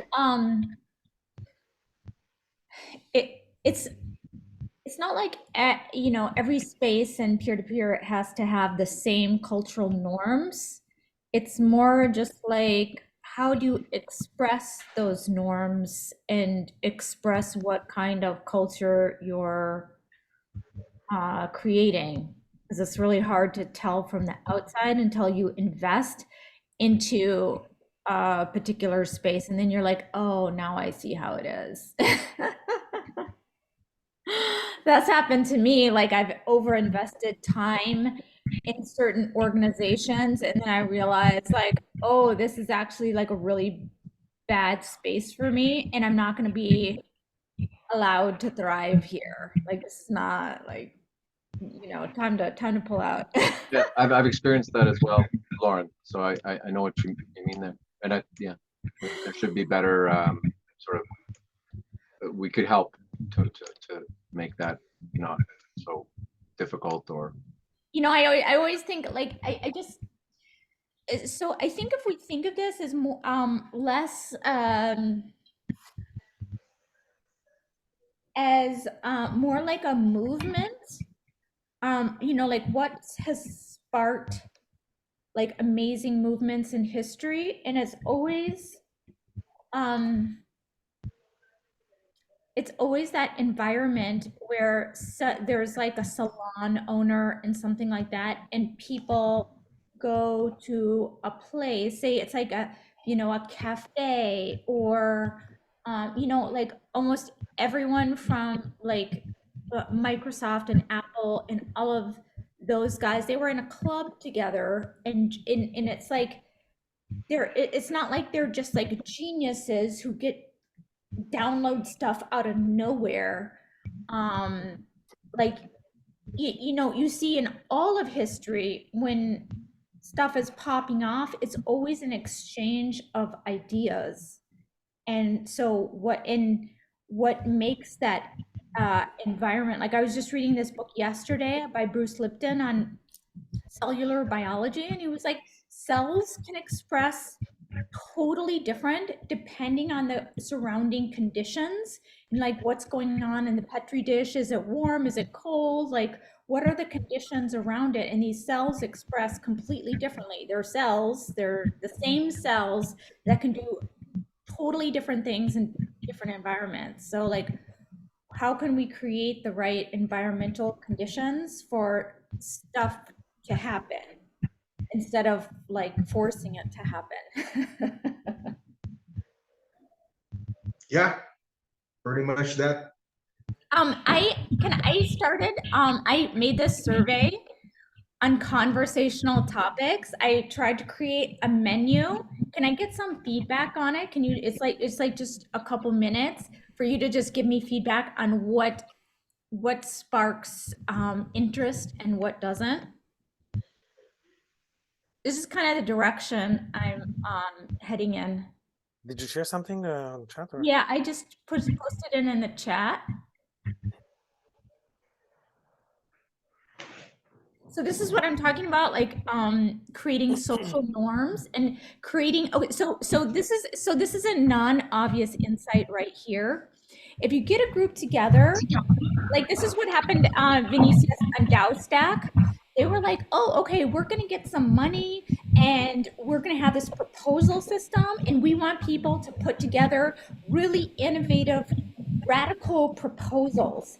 And as soon as they open the proposal system to give out the money, the DAO funds, every proposal was super whack, uncreative, totally normal stuff. And they could not figure out how to get a creative proposal. And part of that was because like you have to create that environment to get people in the mood. Like when I'm hosting a dinner party, it's like once you serve really good food and, you know, have wine available for people and play good music, setting it up for good conversation to happen.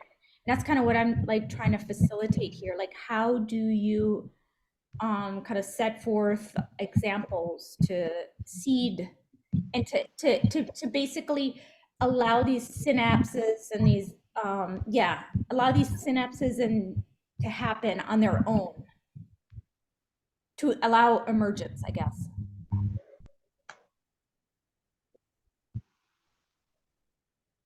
I'm just looking at it now, loading. I don't understand. I don't understand this. Please rate the conversational starters.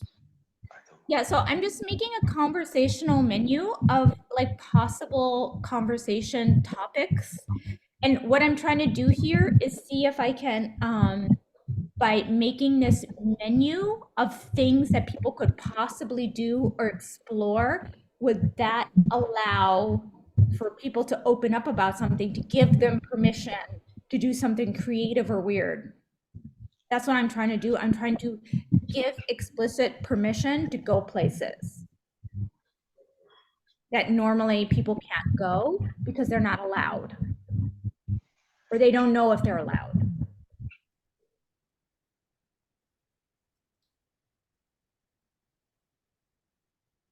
Yeah, I think that's It's clever. Yeah. It's really a clever. strategy. It's a helpful strategy to address these things for sure. I just want to say, so Stephen just showed up at the Sensorica Discord, and Stephen is the person that I've been wanting to sort of introduce and have him sort of describe what he's been working on, and it's relevant to this conversation. So this is, I'm just going to put a little segue there. Lauren and Vinicius as well, to some of those more embodied kind of neurons, you know, beyond the cognitive and the rational and the systems thinking in particular.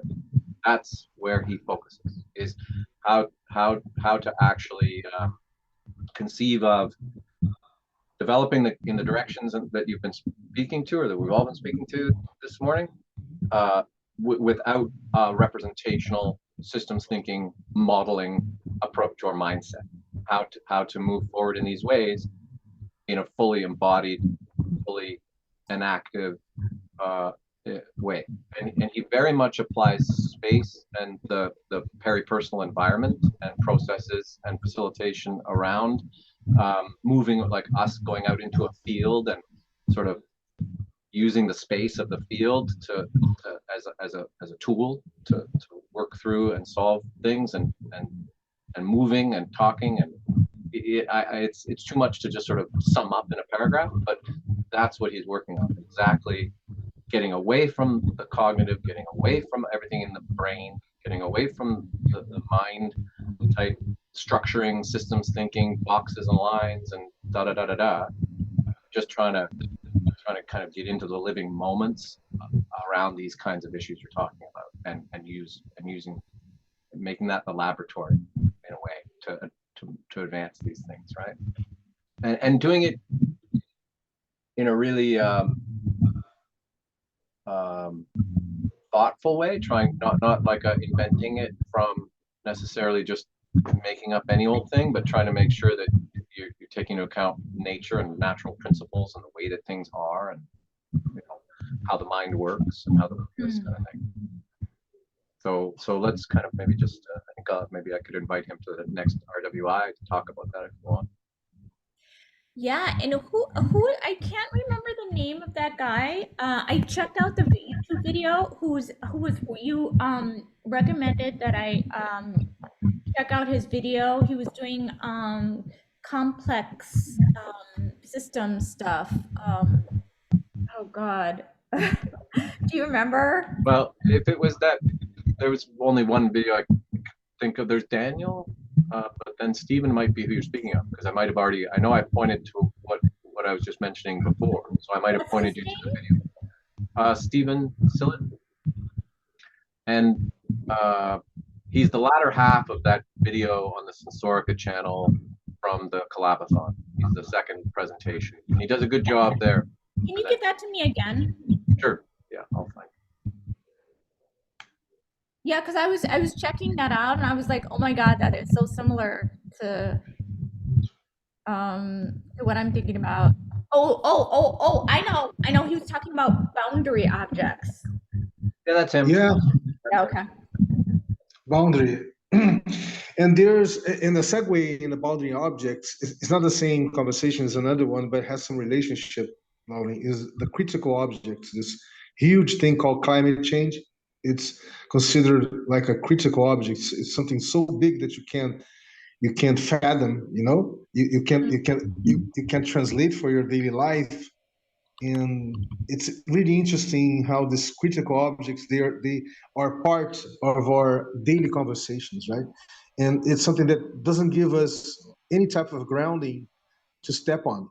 And and it's so biased by so much types of fake news, and you know, this fake news, this very ill set fake news environment. It's incredible. But I'm answering here your form. Very interesting.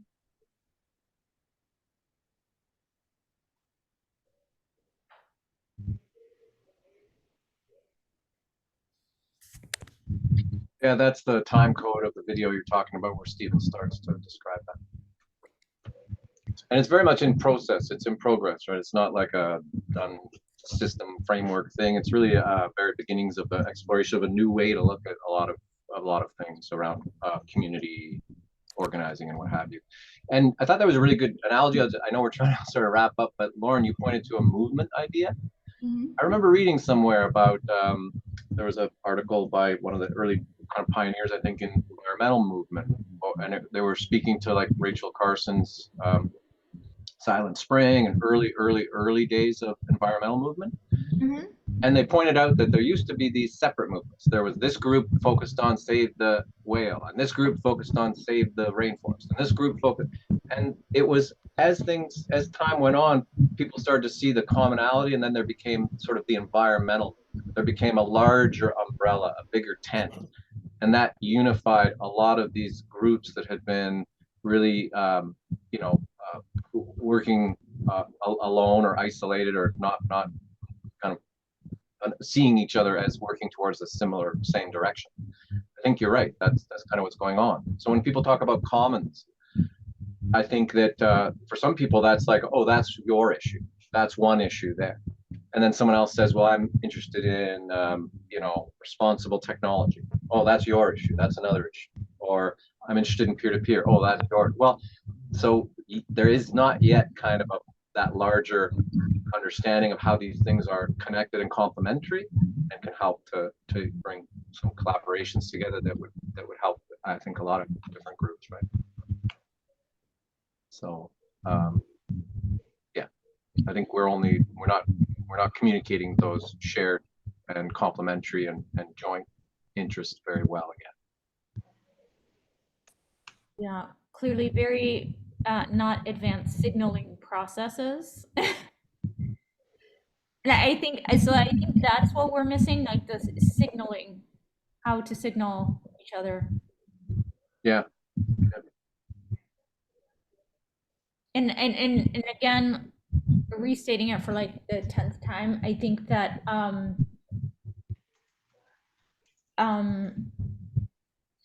it needs to be tackled from the very opposite way that you would normally think. It's a very, very non-obvious problem to solve.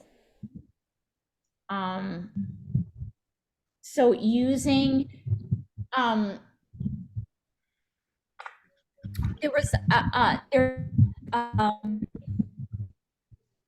remember, in like, I don't know, was it the 70s or something? There was banking,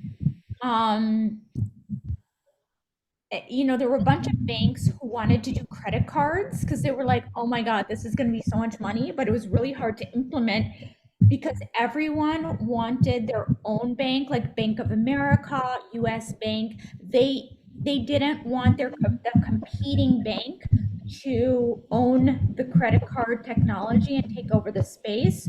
So everyone had a motivation to create these credit cards because that would just make people spend so much more money. But it was really hard to facilitate that between all the different powerful banks. And so what they did was get together and create like a logo that they could all use to facilitate that. And that's what I thought that this problem was like. But the more I think about this problem, more I'm not really sure if that's a good analogy for what needs to be done.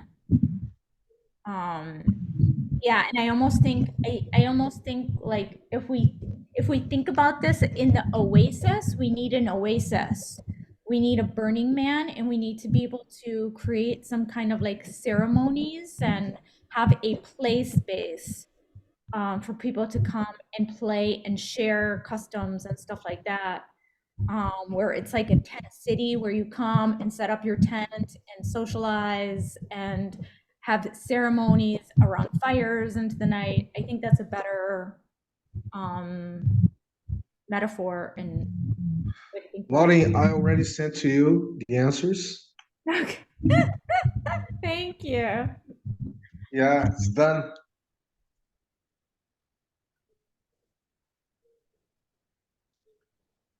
Very thoughtful from you to do this form. I love it. Really, really thoughtful. Oh, I didn't get the response yet. I'm not sure why. Yeah, neither I. I don't know if I have to be. Oh, you cannot select more than one per column. No, you're not. You only can select one. Oh my God, okay. Yeah, yeah, man. Only one.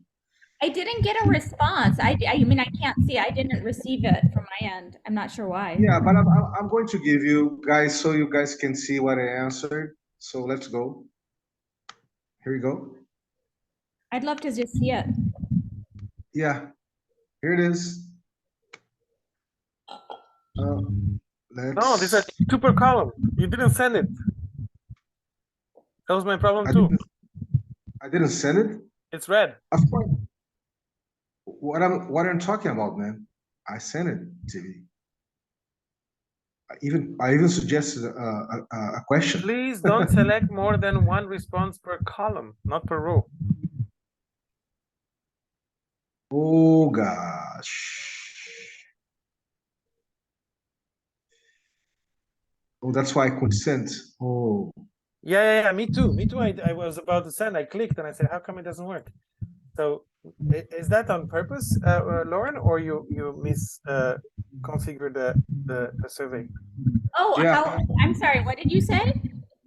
Is that what you wanted? You cannot select more than one answer per column. That yeah. I mean, I mean. Yeah. That on purpose? Yeah. I mean, I think it's either just your instinctual, like, what is this? That looks right to me. Because some things either you think it's going to work or you don't think it's going to work. And I don't think it needs to be more than. Yeah, but in that case, it's please don't select more than one response per row. Yeah, it doesn't make sense. The sense. Because there's a restriction to select just one answer per column. So let's say if you look vertically, you can only have one dot in every vertical column. Yeah. Is that? Yeah, that's here. Okay. It's a glitch, right? Yeah, I think so. Okay. So let me just explore here. And Tibi, as you already answered, I don't know if Tim was able to do so. I answered everything, yes, but I'm trying to submit, but I can't because of that glitch. Yeah, we can compare notes here, Mhm. compare answers. So, Yeah. Laurie, would you like to run through us together, having my answers here as a starting point? Yeah, so I just wondering if your answers are like what everyone agrees on, or if people are gonna find different questions that are interesting or that could provide, Yeah, we can compare notes.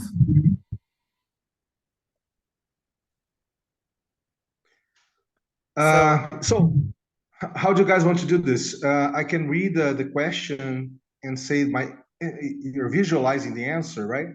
We can talk about each question. I don't know, yeah, but that would take a lot of time because there's so much questions here. But we could just I don't know, just run through it and just if well, let's someone see has first if there is an some. agreement, right? Let's see first if there is an agreement, like, and we can discuss why there is no agreement. Like I have different questions, different answers. Yeah. and we can always do this the next time if you'd rather, if you think it's gonna, you know. Yeah, guys, I actually have something to do in Okay. 20 minutes, but I would love to just to surf the moment here with you guys because I love what you just conceived here, Laurie. Uh, we could just run it run it through, but in a very broad way, not going to the specifics of each question. Mhm. So let's begin. Um, I've been conceiving of this radical riddle of human society, and you have three options, right? Oh boy, this has spark potential. Alert danger of forest fire, right? And for me, is is my reaction to the first question. What did you put there, TV? This one we don't agree on. I put yes, this can spark because bold ideas. We don't necessarily have to take them seriously, but can spark interesting conversations. So that's my rationale. I put oh boy, Okay, and you, that's Tim, did fine. you have a For which one? Which one are you talking about? The first one. Okay. and you, Tim? Uh, I closed it because once I heard that I couldn't submit it, so I closed it, so I don't have what I actually entered. But my attitude to this one, because of how I was imagining, I guess the setting is different from both of you. I was heading for the alert forest fire. You know? Interesting. Yeah, So we have three answers. yeah. And the reason I did that is because I was picturing this coming up.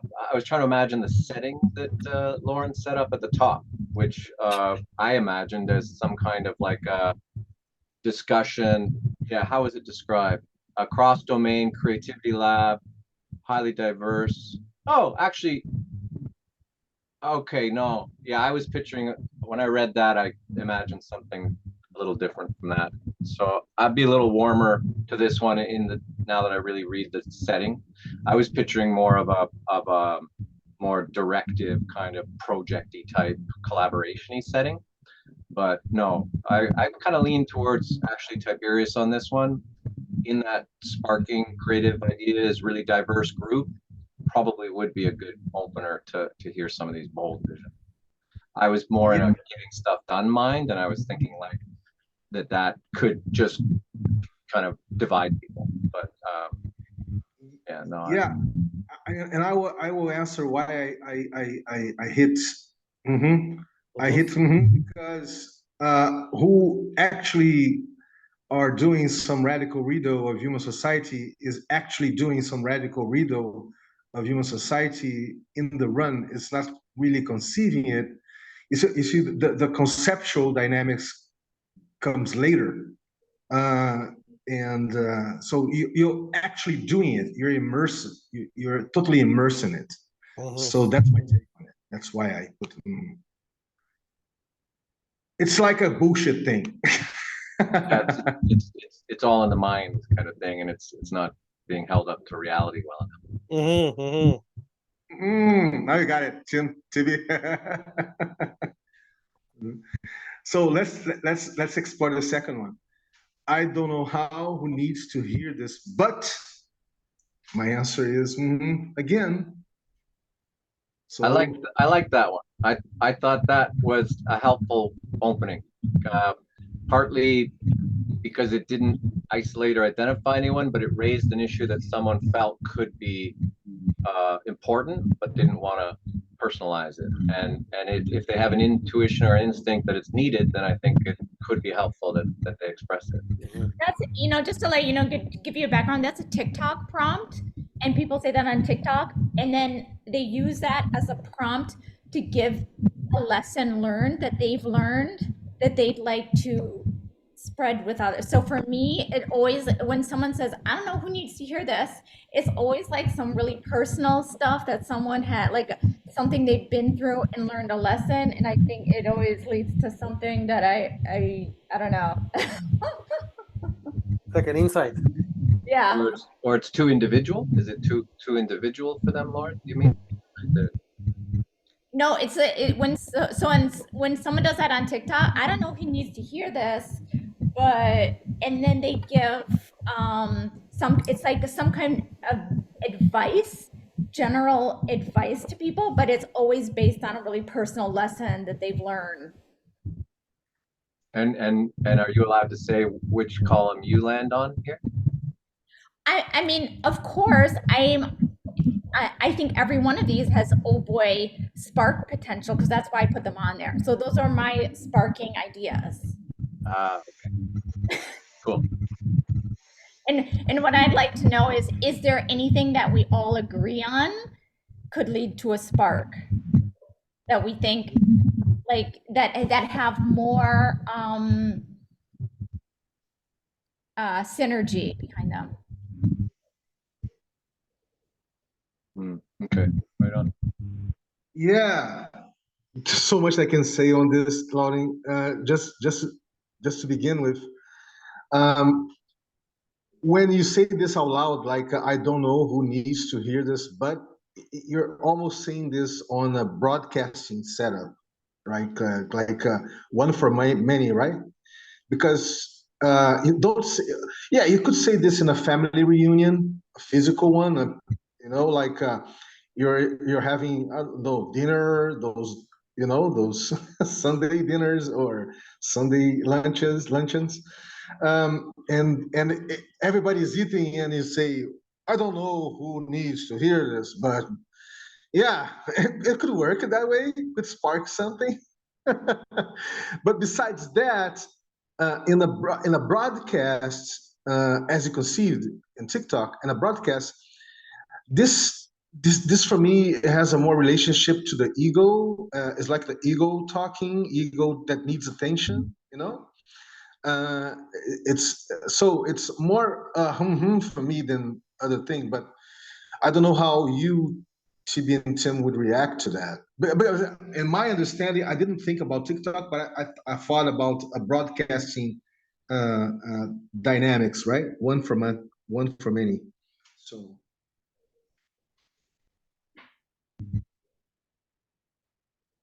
TB, Tim? Yeah, where's my I put it oh boy, but I hear your ego thing.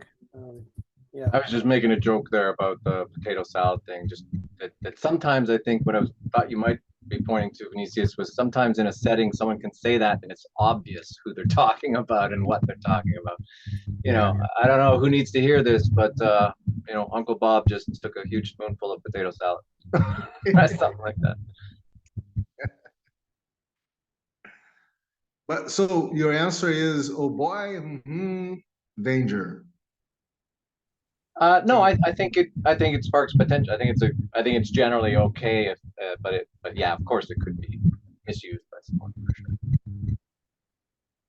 Okay, so let's do one more, and we can end up here, wrap up here.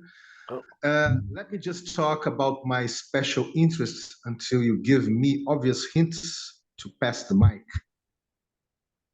So for me, alerts, danger of forest fire. Yeah, me too. Me too. Me too, because I think it doesn't invite people to be constructive. You know, it's like you take as much space as you can. Essentially, that's what you're telling people. That these are the social norms you're introducing. It's like, you guys talk about your own shit as much as you can, as much as you are allowed. Yeah, to but say. that's okay. This is why I put it. So this is like in that it's basically like it's like permission for people who are autistic just to be able to jump in because this is like an autistic communication style. So for me, it's like giving people permission to just talk and not have to worry about, oh my God, am I talking too much? Because then it gives them permission to just like info dump like I did today, and knowing that someone will just stop them when it's time to stop talking and people are bored. So it sets it up to actually just give permission to. Maybe you need to rephrase it because an individualistic bully will definitely exploit that. Okay, so I can take as much space as I can, and he's gonna, then you need then the facilitator will go crazy to have this. I'm not sure if that will actually happen though, because it right here it says that it's almost like so say if you're announcing, oh, on this conversational menu I'm going to choose, let me just talk about my special interest until you give me obvious hints to pass the mic. That actually gives the rest of the group the permission to be like, hold up, like you're talking too much, time to move on. So I don't know, in my mind that set up a different kind of permission and actually like let people stop the conversation when they've had enough. Yeah, but Lauren, when you need to make all these explanations around this question, it's not so obvious. The reaction that I had and TV had, it was like, of course, it's not a kind of consensual thing, but was the first reaction to it. You see, when you need all this explanation that you gave us, it becomes a biased question. It's not an obvious question. You see, in your understanding, it leads to this type of reaction, to this type of understanding. It sparks like, oh boy, this has spark potential, but you know what I'm saying? I'm saying this. It's not. Maybe reformulate it so that. Yes. So that people. How would that need to be reformulated? Basically, so someone, if they have, okay, this is what it's for. Someone has an idea that they're really passionate about, and the reason why they don't want to share it is because they don't know when they've gone too far and they're just talking and no one's following them. And so they need to be told, like, oh, it's not someone else's turn. So that's what I am trying to allow to have happen with that.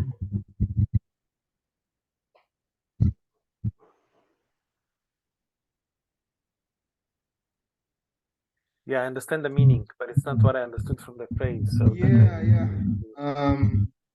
I would subdum. Let me just. I would start with another thing. Okay. Let me just is very, it's tricky. It's tricky. Do you agree, Tim?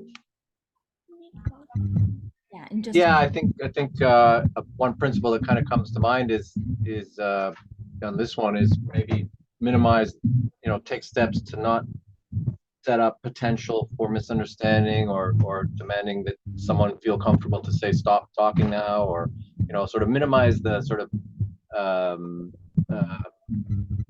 opportunities for kind of little tripping over each other type on conflicts that might arise or opposition that might arise just from the pattern of interaction that might be uncomfortable, and save that conflict and that debate that we talked about earlier for ideally when there's sort of some real more substantive content. So this one risks confusion and misunderstanding and possible social disagreement on something that's just kind of different norms about how people communicate and whether it's polite or not to tell someone to stop speaking or things like that. So to me, it could open up sort of,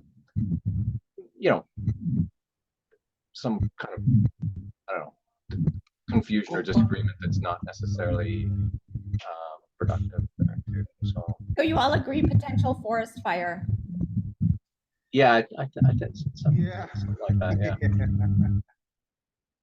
Yeah. Lauri, I had to go, my dear and my friends. If you guys want, you can stay here. I have to go too. I have to pick up someone for my daughters. Thanks, guys. Wow, this is so neat. I love it. Really love it. I'll redo my survey for next time. But it's like fun to think of these patterns, right? Yeah, no, it's really productive. Yeah, it's good. It's in the Yeah, so good to have you. This is your first touchdown, right? RWI touchdown, Lauri. So, and you already shared something very fresh and new for us to explore. Really good, beautiful. So guys, let's just wrap it up, and just not to forget that first, Lauri, Wednesdays are the days that we make the sync between Sensorica and Valdal, right? So yeah, you can come again. your agenda, and the other thing is that TB started to look at all the previous recordings that we made here, our touchdowns, to have some snippets, some things interesting that be something that me and you already discussed about that some time ago, but we didn't manage to do it, right? Yeah, and remember, TB, I did some of that. I put some stuff into Otter. Remember, there's like Google Sheets thing where I highlighted some of our discussions, and we have the transcripts and all of that. So just FYI. Yeah, me and Vinny, we worked off that thing, and we were looking like where we're left with uploading stuff, and so we're building on that, on top of that. Okay, cool. Yep. Great. Hey guys. Bye. All right. See you. Thank you very much. Thank you, Tim. Thank you, Lauren. Thank you, Vinny. Bye. Wonderful.